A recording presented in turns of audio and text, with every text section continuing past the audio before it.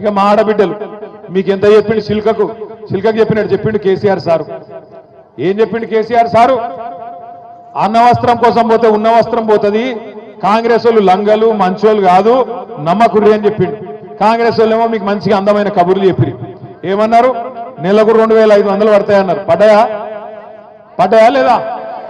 పడ్డాయా? ఒక్కలకన్నా 100 రోజుల్లో 6 గ్యారంటీలు అమలన్నారు. 100 రోజుల్లోనే 6 గ్యారంటీలు అమలు చేస్తా అన్నారు. మరి మీ ఒక్కొక్కరికి ఎంత బాకీ ఉన్నాడు ఎరికైనా రేవంత్ రెడ్డి? ఒక్కొక్క ఆడబిడ్డకు ఈ రాష్ట్రంలో ఉండే 1,67,00,000 మంది ఆడబిడ్డలకు రేవంత్ రెడ్డి గారు ఈ ఒక్క సంవత్సరంలోనే 30,000 రూపాయలు బాకున్నాడు. నెలకు 2,500 చొప్పున సంవత్సరానికి 30,000 రూపాయలు బాకున్నాడు.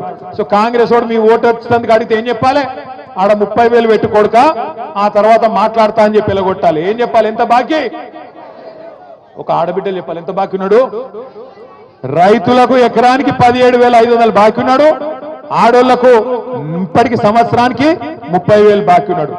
రేపు దబ్బన తప్పిదారి ఇక 12,000 ఇస్తుండు కదా, సరే తీసుకుంటాం మిగతా తర్వాత చూసుకుందామంటే మళ్ళా ఇయ్యాడు. అది కూడా చెప్తున్నా మీకు ఇప్పుడే. ఓట్లప్పుడే పడతాయి పైసలు, ఓట్ల తర్వాత ఇచ్చే రకం కాదు ఇది.